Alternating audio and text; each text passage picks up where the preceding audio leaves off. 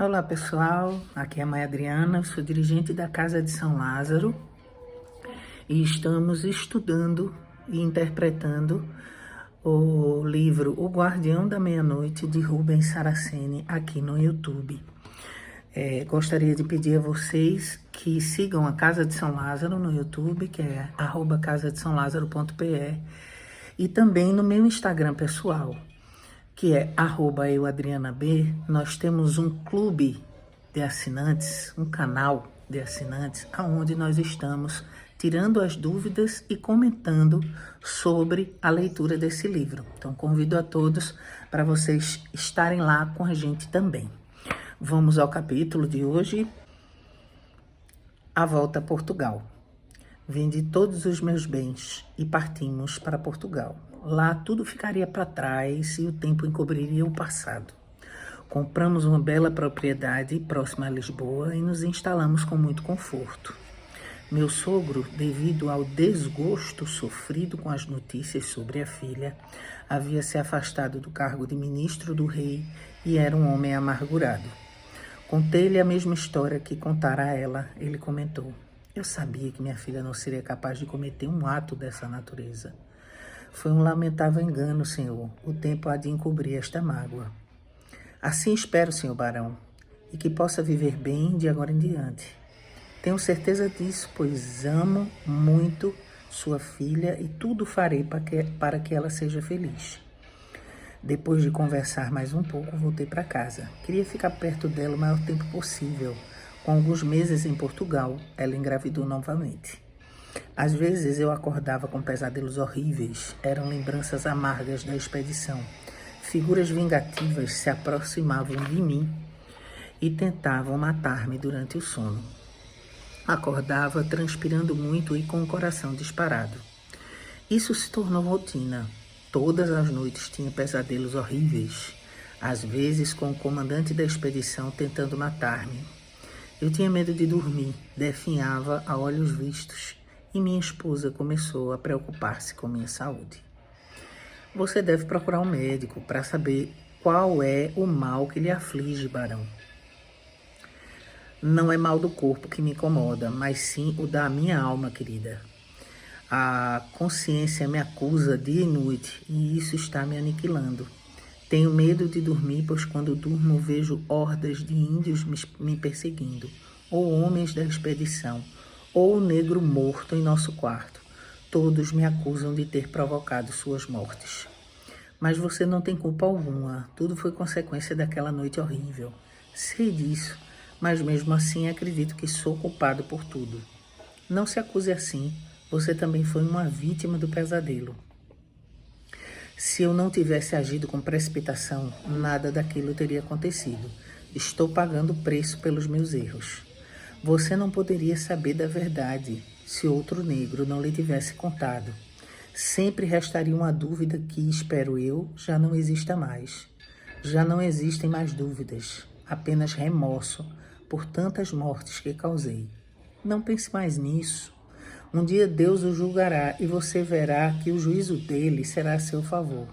Ele, em sua grandeza, mostrará a todos que você não teve culpa alguma. Apenas agiu movido pela dúvida, que era um direito seu. Como poderia saber que o tal negro havia entrado no nosso quarto quando você chegou?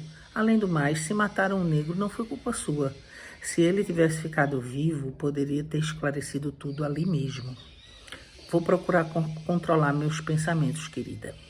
Vou abrir um parêntese aqui.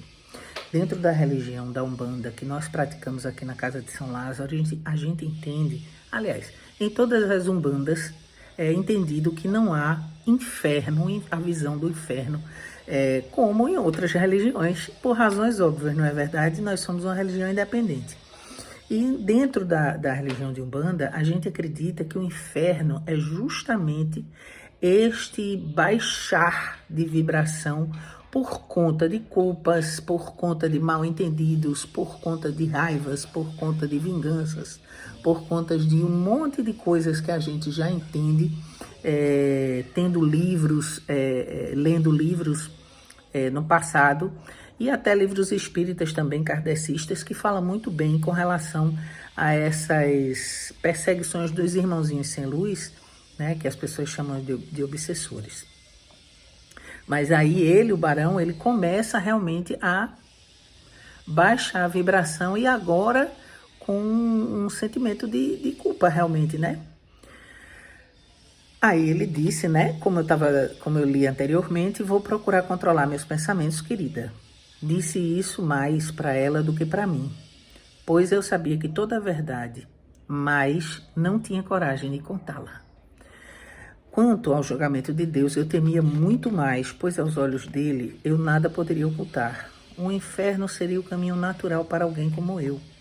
Esse pensamento me incomodava ainda mais. Orava muito, pedindo perdão divino, mas não tinha esperança de obtê-lo. A gravidez dela avançava e eu me destruía cada vez mais. Quando a criança nasceu, eu me alegrei um pouco com a emoção da chegada de meu outro filho. Os pesadelos diminuíram de intensidade e tive esperanças de esquecer o passado. Sonhava com essa hipótese e até melhorei de saúde, mas tudo não passou de uma ilusão. A criança nasceu doente e poucos dias depois faleceu. Minha esposa ficou inconsolável e eu me recolhi mais ainda. Comecei a acreditar no castigo divino. Sim, só podia ser um castigo pelos meus erros. Quero abrir um outro parêntese rapidamente aqui. Quando os pesadelos dele começaram a sumir, né, a vibração aumentou. Houve alegria, houve esperança, houve uma oferta interna de paz e de resgate, não é? De uma vida feliz. E por isso, por ele ter elevado a vibração dele, que às vezes as pessoas chegam aqui muito no terreiro falando que alguém fez alguma coisa e que essa amarração e que aquilo outro. Mas veja, se nós estivermos em vibrações diferentes, é impossível algo desse tipo nos atingir, não é verdade? O problema é que nós somos imperfeitos e que às vezes a gente tem umas quedas mais bruscas, como é o caso aqui do nosso amigo Barão, né? Já havíamos perdido um filho, que era saudável até eu chegar à aldeia e causar tantas mortes. Não achava outra explicação para as duas crianças morrerem sem motivo algum, senão a maldição divina. Esse pensamento foi se tornando insuportável. Os pesadelos voltaram com intensidade redobrada. Não me alimentava, nem conseguia dormir mais do que 1 hora seguida sem sofrer acusações dos mortos. Minha esposa tentou animar-me um pouco. Vamos, querido, não se abata tanto com a morte de nosso filho. Talvez seja nosso destino. Mais tarde teremos outro. Muitos casais tiveram filhos que morreram logo após o nascimento. Não somos os únicos. Nada respondi, pois não tinha vontade de conversar. Como ela insistia, resolvi contar-lhe a verdade. Vou contar-lhe toda a verdade, minha querida esposa. Depois verá que sou o causador da morte de nossos filhos e de tantos outros. Que verdade? Perguntou curiosa. Sobre a morte do negro, dos índios e dos homens da expedição. Você já falou isso antes. Digo, sim, mas de como tudo começou, não.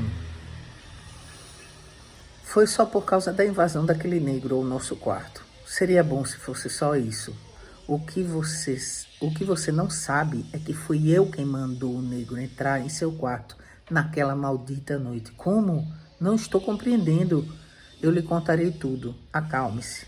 Comecei falando da minha obsessão por ela não ser virgem quando nos casamos, de como encarei sua recusa e suas lamentações durante a viagem até chegarmos à colônia e por fim contei-lhe como de fato as coisas aconteceram. Quando terminei, ela nada disse. Dos seus olhos corriam lágrimas em abundância. Após algum tempo consegui falar. Eu lhe juro por tudo o que é mais sagrado que jamais havia sido tocada por homem algum. Eu alimentava o sonho de entrar para um convento da Virgem Maria e ser uma freira mariana.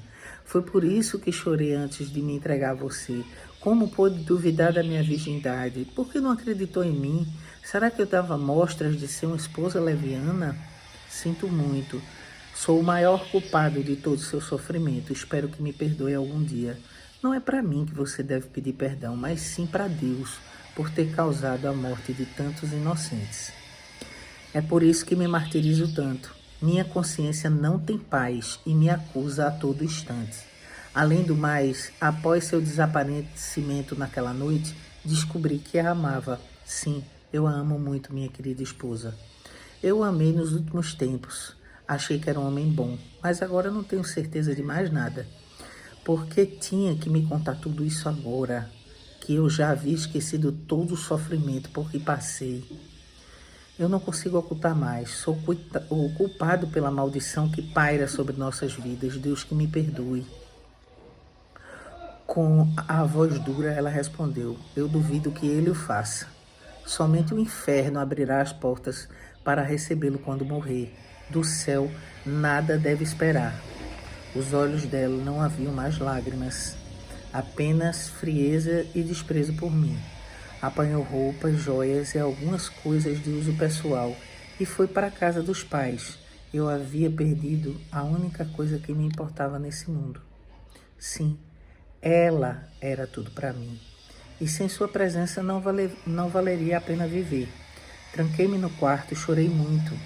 Estava muito fraco e em poucos dias já não tinha mais força para mover-me. Sentia-me um morto-vivo, com a consciência a acusar-me dos crimes cometidos por causa de uma desconfiança idiota. Sabia agora que ela era pura quando se casou comigo. Sabia também que amava muito e que o destino é que me havia conduzido até Portugal para torná-la minha esposa. Não tive capacidade de acreditar nela quando me jurou ser virgem. Não tinha mais noção do tempo, mas sabia que estava trancado no quarto há muitos dias. Não sabia se era dia ou noite, nem conseguia mover-me na cama, sentindo dores em todo o corpo. Lamentavelmente, uma lassidão foi me envolvendo. Consegui dormir um pouco, mas logo acordei com pancadas na porta e com gritos que me mandavam abri-la. Senhor Barão, abra essa porta, por favor. Ouvi também a voz de minha esposa pedindo-me que fosse abrir a porta. Animei-me com a presença dela, tentei me levantar, mas não conseguia me mexer. Estava paralisado pela fraqueza. Vamos derrubar a porta, falou alguém. A porta era muito resistente e tinha um grande ferrolho atravessado no meio. Com o machado começaram a despedaçá-la e eu nada podia fazer para ajudá-los. Por mais que me esforçasse, não conseguia mover um dedo. 1000 pensamentos passaram pela minha mente. Talvez Deus tivesse me castigado e paralisado meu corpo. Sim, só podia ser isso. Por fim, a porta foi derrubada e vi meu sogro e minha esposa com alguns empregados.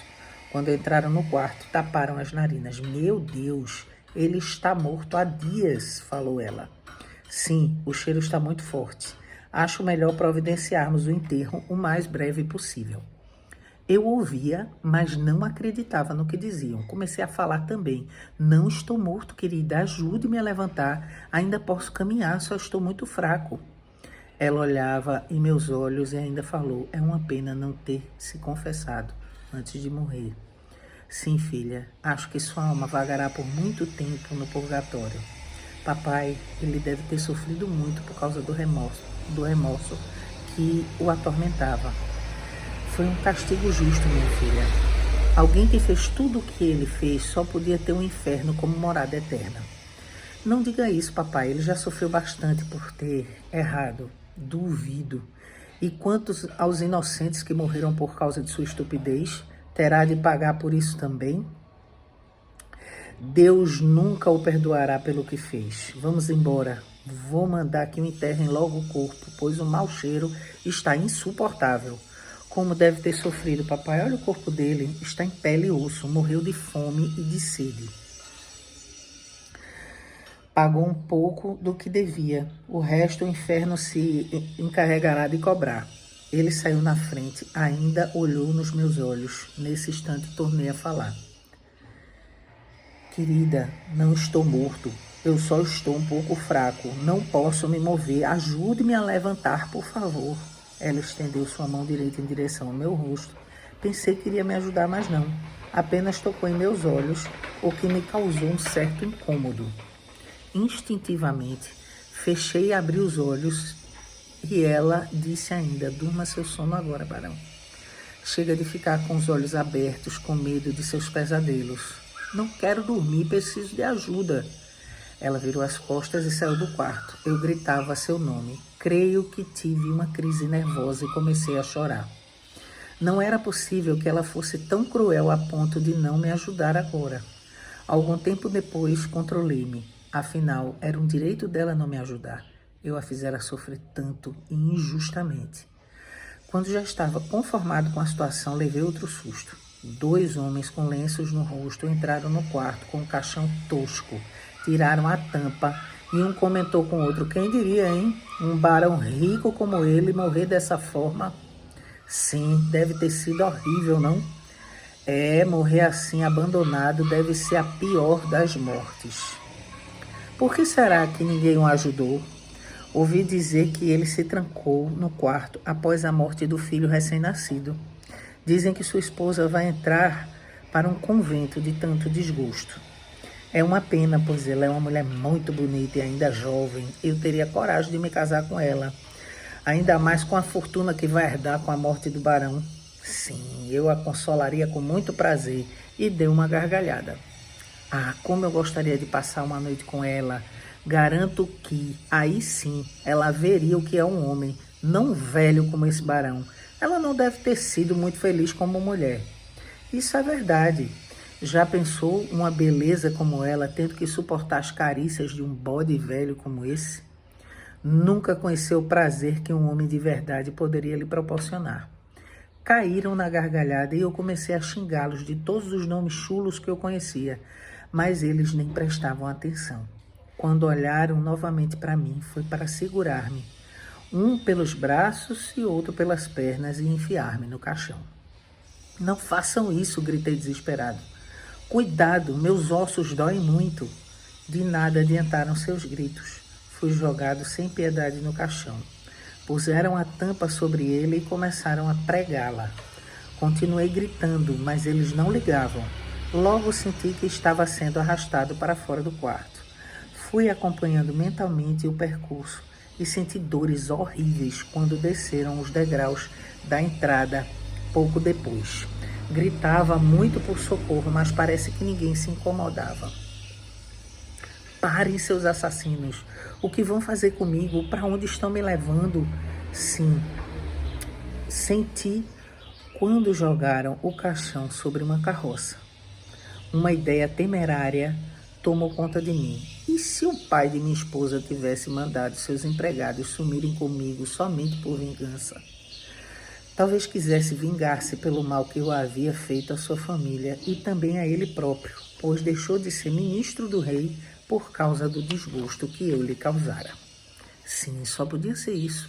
No mínimo, iriam sumir comigo, pois eu não poderia reagir devido à fraqueza e que se apossara do meu corpo. Ainda pensavam nisso quando percebi que pararam a carroça. Senti o caixão comigo dentro. Foi colocado no chão e comecei a ouvir o solo sendo escavado. O que vão fazer comigo? Vamos, canalhas, digam o que pretendem. Faziam-se de surdos, pois não respondiam às minhas indagações. Logo o barulho cessou e o caixão foi colocado numa vala. Percebi claramente, pois apesar de fraco, tinha todos os sentidos alerta. Que horror! Tinham começado a cobri-lo com terra. Eu ouvi o barulho da terra caindo sobre o caixão. Parem com isso, vamos, seus cães imundos. Não podem fazer isso, é uma desumanidade enterrar um homem vivo. Mas de nada adiantaram minhas palavras e eu vi quando fincaram algo que eu não pude precisar o que era. Ainda ouvi quando um deles falou: adeus, barão, que a terra o acolha para todo sempre. Malditos, pensei. Quem iria saber que eu havia sido enterrado vivo? Somente eles saberiam onde me encontrar. E na certa não iriam contar para ninguém.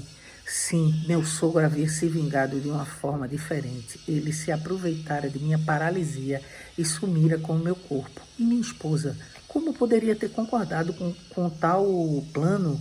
Na certa queria ficar com minha fortuna e longe de mim.